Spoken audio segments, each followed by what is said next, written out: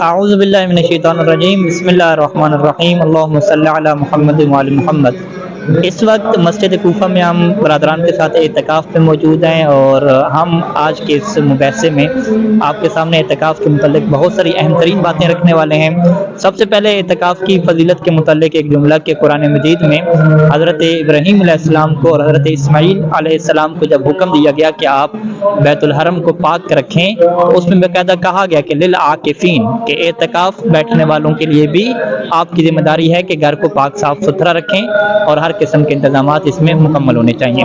اور روایات اہل بیت علیہم السلام میں موجود ہے کہ اللہ کے رسول صلی اللہ علیہ وآلہ وسلم ماہ رمضان المبارک کے آخری عشرے میں پورا عشرہ وہ مسجد میں اعتکاف کے طور پہ گزارا کرتے تھے، اور اعتکاف میں باقاعدہ ان کے لیے ایک ٹینٹ اور خیمہ لگایا جاتا تھا کہ یہاں پہ وہ اعتکاف رکھتے تھے۔ اس کے علاوہ اعتکاف کے بہت سارے فضائل اور احادیث ہمارے سامنے موجود ہیں۔ تو مسجد کوفہ میں ہر سال الحمدللہ بہت سارے مومنین کی بڑی تعداد یہاں پہ موجود ہوتی ہے، اور یہاں پہ اعتکاف کے انتظامات کیے جاتے ہیں، اور مومنین یہاں پہ اعتکاف کے روحانی منظر کو بھی دیکھتے ہیں اور اسی طریقے سے روحانی اور معنوی فائدہ بھی حاصل کرتے ہیں۔ ہم برادران کے ساتھ اعتکاف پہ بیٹھے ہوئے ہیں، اور انشاءاللہ برادران سے پوچھیں گے کہ اعتکاف کے متعلق کون کون سے اہم ترین مسائل ہیں جن کا خیال نہیں رکھا جاتا یا خیال رکھا جاتا ہے، اور بہت سارے افراد اس خیال رکھنے کے باوجود بھی ایسی غلطیاں کر بیٹھتی ہیں۔ تو سب سے پہلے تو میں جو ہے وہ رضوان صاحب کی طرف چلوں گا اور ان سے پوچھوں گا کہ اعتکاف کے متعلق جب پاکستان میں آپ تھے تو ان کے کیا خیالات تھے، اور ادھر آ کے انہوں نے جب اعتکاف کا یہ ماحول دیکھا تو انہیں کیسا محسوس ہوا؟ تو یہ مختصر بیان کریں گے انشاءاللہ، پھر ہم باقی برادران سے پوچھیں گے۔ جی سر جی، ہم لوگ جب پاکستان میں تھے تو پاکستان میں یعنی شیعہ کی طرف سے کسی قسم کا یعنی اعتکاف کے بارے میں کوئی نظریہ نہیں تھا۔ یعنی ہم 5 سال تقریباً ادھر رہے ہیں پاکستان میں، جب سے میں پتہ چلتا ہم اہل سنت کے ساتھ بیٹھتے تھے، اور ہمارے معاشرے میں اس چیز کو عیب سمجھا جاتا تھا۔ یعنی لہٰذا جب ہم لوگ ادھر ابھی نجف اشرف میں آئے تو ہمارا ادھر پہلا سال تھا، تو ادھر مسجد کوفہ میں ہم نے اعتکاف کا سنا، تو پھر اعتکاف میں ادھر چلے آئے۔ تو جب ادھر دیکھا تو بہت سے مومنین کربلا سے آئے ہوئے تھے، تو ہمیں ادھر اعتکاف میں بیٹھنے کے لیے جگہ بھی نہیں مل رہی تھی۔ تو جب ہم نے اس چیز کو دیکھا تو ہم نے آپ سے سوال کیا تھا کہ ہماری اس چیز میں بھی یہ اعتکاف کب سے ہے؟ تو آپ نے ہمیں بتایا کہ احادیث میں معصومین علیہ السلام کی روایات سے یہ چیز تو ثابت ہے ہمارے نزدیک۔ تو پھر آپ نے قرآن سے بھی ہمیں بتایا اور احادیث سے بھی ہمیں بتایا، تو ہم نے بھی استفادہ کرتے ہوئے پھر اعتکاف میں آپ کے ساتھ مسجد کوفہ میں بیٹھ گئے۔ جی ماشاءاللہ جی، بہت اچھی جی۔ اچھا، اعتکاف میں مومن آپ کو بتاتا چلوں کہ یہاں پہ جو مسجد الکوفہ ہے یہ ان مساجد میں سے ہے، 4 مساجد میں سے ہے کہ جن کے متعلق روایات میں ذکر ہوا ہے کہ یہاں پہ آپ اعتکاف بیٹھیں، اور اعتکاف کے بہت زیادہ فضائل ذکر ہوئے ہیں۔ تو الحمدللہ مسجد کوفہ میں اعتکاف کا یہ موقع ہر سال نصیب ہوتا ہے برادران کو۔ میں ابھی آپ کی خدمت میں عرض کروں کہ اعتکاف کا جو اہم ترین مسئلہ ہے کہ جب تک آپ کے لیے وضو کرنا مسجد کے اندر ممکن ہو، آپ وضو کے لیے باہر نہیں جا سکتے، اور اگر آپ وضو کے لیے باہر جا بھی رہے ہیں تو اگر آپ کو مسئلے کا نہیں پتہ تھا، فرض کریں آپ نے مسئلہ نہیں پتہ تھا، تو پھر بھی اعتکاف آپ کا باطل ہو جاتا ہے۔ اور اگر فرض کریں مسئلہ آپ نے یاد کیا ہوا تھا لیکن بھول گئے، عادت ایسے ہے کہ واش روم سے جب باہر آتے ہیں وضو کرتے ہیں بھول جاتے ہیں، پھر بھی آپ کا اعتکاف باطل ہو جاتا ہے۔ اور اسی کے ساتھ ایک اور اہم ترین مسئلہ بھی ہے کہ جب آپ وضو کے لیے واش روم باہر جاتے ہیں، ابھی ہم باب ثوبان پہ بیٹھے ہوئے ہیں اور یہاں سے جب ہم باہر جاتے ہیں تو واش روم یہاں پہ قریب ہیں،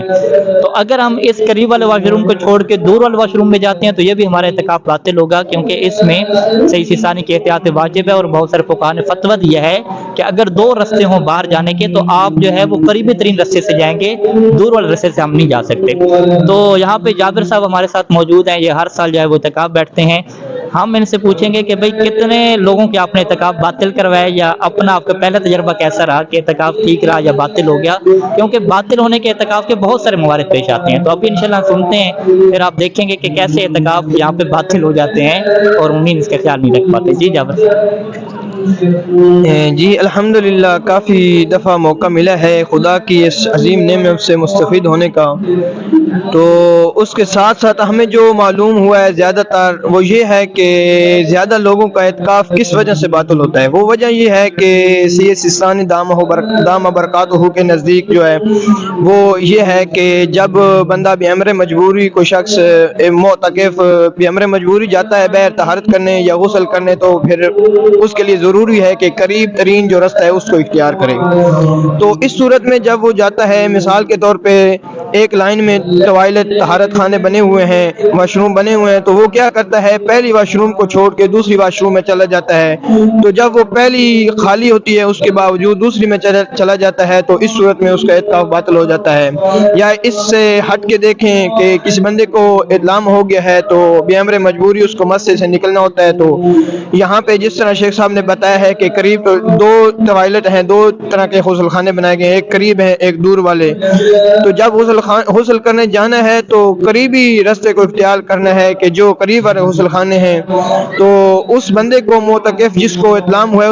اس کے لیے ضروری ہے کہ وہ قریب والے غسل خانے میں جا کے غسل کرے۔ تو اکثر جو لوگ ہوتے ہیں وہ دور والے غسل خانے میں غسل کرنے کے لیے جاتے ہیں، تو اس اعتبار سے بھی اس کا وضو باطل ہو جاتا ہے۔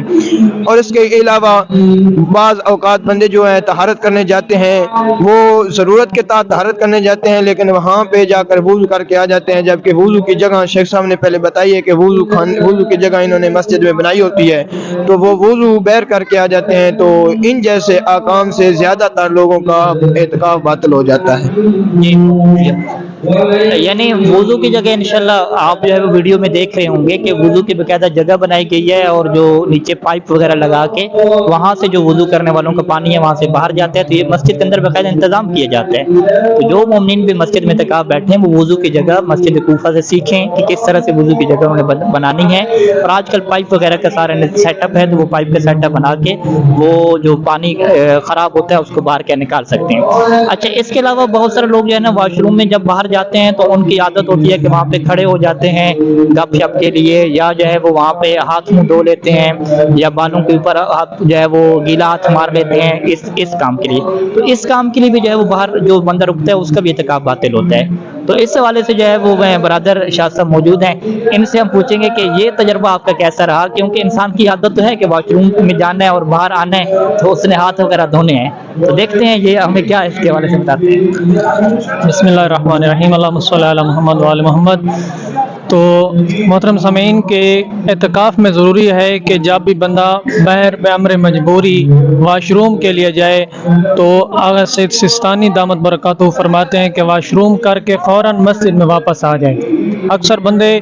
مثال کے طور پہ واش روم کے بعد بیسن پہ چلے جاتے ہیں، ہاتھ دھونے کے لیے چلے جاتے ہیں، یا منہ دھونے کے لیے، وضو کرنے کے لیے۔ آغا سستانی دامت برکاتہ فرماتے ہیں کہ اگرچہ وہ بندہ بھولے سے یہ کام کر رہے پھر بھی اس کا جو اعتکاف وہ باطل ہو جاتا ہے۔ تو کیونکہ مسجد کوفہ میں انہوں نے اندر ہاتھ دھونے کے لیے، وضو کرنے کے لیے ادھر جگہ بنائی ہوئی ہے، تو ضروری ہے کہ بندہ جائے واش روم کر کے فوراً مسجد میں واپس آ جائے۔ اور دوسری بات اہم مسئلہ کہ لوگ جاتے وقت یا آتے وقت یعنی جب واش روم میں جب جائیں باہر تو باتیں کرنے لگ جاتے ہیں جی آپس میں، تو یہ گپ شپ جب لگاتے ہیں تو یہ بھی کیونکہ ایک انتظار میں وقت شامل ہو جائے گا، تو ان کا اعتکاف اس وجہ سے بھی آغا سستانی صاحب کے نزدیک باطل ہو جاتا ہے۔ تو ضروری ہے کہ واش روم میں جائیں یا اگر غسل جنابت کرنے جاتے ہیں تو فوراً غسل جنابت انجام دے کے فوراً مسجد میں واپس آئیں، تب ان کا اعتکاف جو ہے وہ صحیح ہوگا۔ تو یہ اہم ترین مسائل ہیں کہ جن کی طرف ہماری توجہ ضروری ہے۔ ابھی برادر ہمارے ساتھ موجود ہیں، ہم ان سے معلومات لیں گے کہ آپ جو ہے وہ اعتکاف میں کیا پہلی دفعہ بیٹھ رہے ہیں یا پہلے بھی اس سے دفعہ بیٹھتے رہے ہیں، اور تجربہ آپ کے اعتکاف میں کیسا رہا ہے، خصوصاً سحری اور افطاری کے اوپر روشنی ڈالیں کہ وہ آپ کو جو ہے وہ کس طرح سے مل رہی ہے۔ بسم اللہ، شکریہ۔ اعوذ باللہ من الشیطان الرجیم، بسم اللہ الرحمن الرحیم۔ الحمدللہ پہلی مرتبہ مجھے موقع ملا ہے یہاں پر اعتکاف بیٹھنے کا نجف اشرف میں، اور پاکستان میں بھی پہلے نہیں بیٹھا ہوں، تو بہترین الحمدللہ روحانی منظر ہیں، روحانیات ہیں یہاں پر، مسجد کوفہ کے مناظر ہیں۔ تو اعتکاف میں جب مومنین آ کے بیٹھتے ہیں تو ان کے انتظام یہی مسجد کے جو امور سنبھالنے والے لوگ ہیں وہی کرتے ہیں، ان کی افطاری کے انتظام، سحری کے انتظام، تو سحری بھی انہیں ملتی ہے اور افطاری بھی بہترین قسم کی ملتی ہے، اور تمام امور کا یہاں پر خیال رکھا جاتا ہے۔ تو اس قسم کے معاملات کے لیے کوئی یہاں پر پریشانی نہیں ہے، اور باقی اعتکاف کے معاملات اور مسائل کو مد نظر رکھتے ہوئے یہاں پر بیٹھنا چاہیے تاکہ کوئی خلل واقع نہ ہو جس کی وجہ سے اعتکاف جو ہے وہ باطل ہو جائے۔ الحمدللہ رب العالمین۔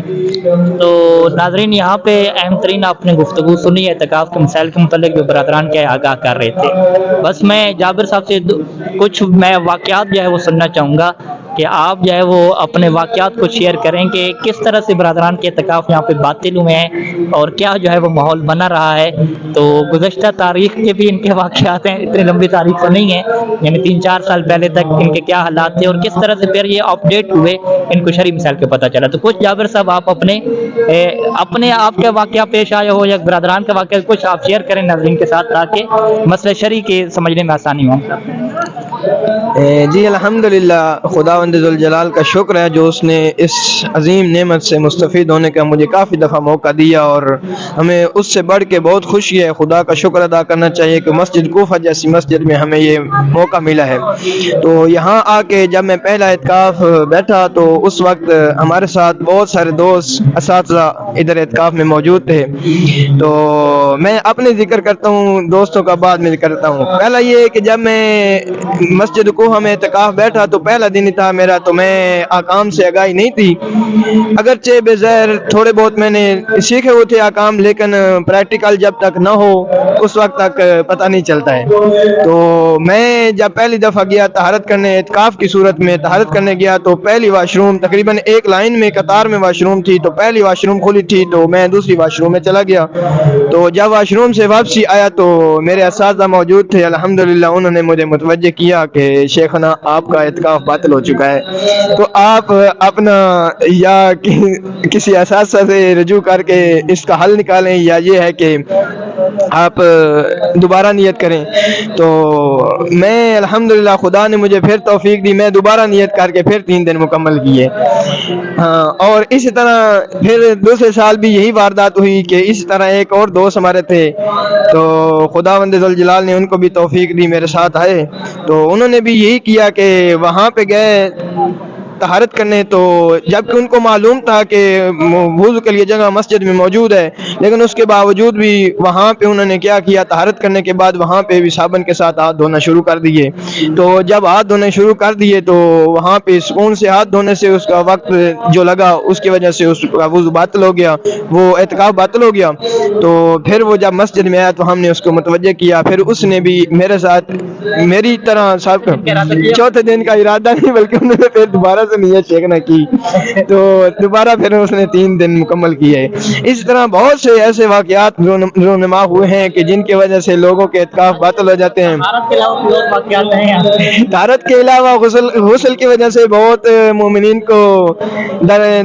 مشکلات درپیش ہوتی ہیں. وہ یہ ہے کہ جی بہت شکریہ ناظرین, میں آخری مسئلہ آپ کی خدمت میں رکھتا چلوں کہ 10 دن کا اعتکاف یہ مستحب ہے, انسان اگر 10 دن کا کرتا ہے, ورنہ کم از کم جو اعتکاف ہے وہ 3 دن کا ہے. اگر 2 دن مکمل کر لے تو تیسرے دن پھر اعتکاف بیٹھنا واجب ہو جاتا ہے, پھر انسان نہیں چھوڑ سکتا. یعنی پہلے جو 2 دن ہوتے ہیں یہ مستحب ہوتے ہیں, یعنی دوسرے دن کے مغرب سے پہلے انسان کے پاس یہ اختیار رہتا ہے اگر وہ چھوڑ کے جانا تھا تو چھوڑ جائے, لیکن دوسرے دن اگر مغرب ہو جائے تو پھر نہیں جا سکتا. اور یہاں پہ پھر برادران جتنے بھی ہیں, ظاہری بات ہے شروع میں اتنے اعتکاف کے مسائل یاد نہیں ہوتے, پریکٹیکل نہیں ہوتے, غلطیاں ہو جاتی ہیں. تو کم از کم جو برادران ہیں وہ 4 سے 5 دن لگا کے جاتے ہیں, یعنی یہ ایک کامن چیز بنی ہوئی ہے.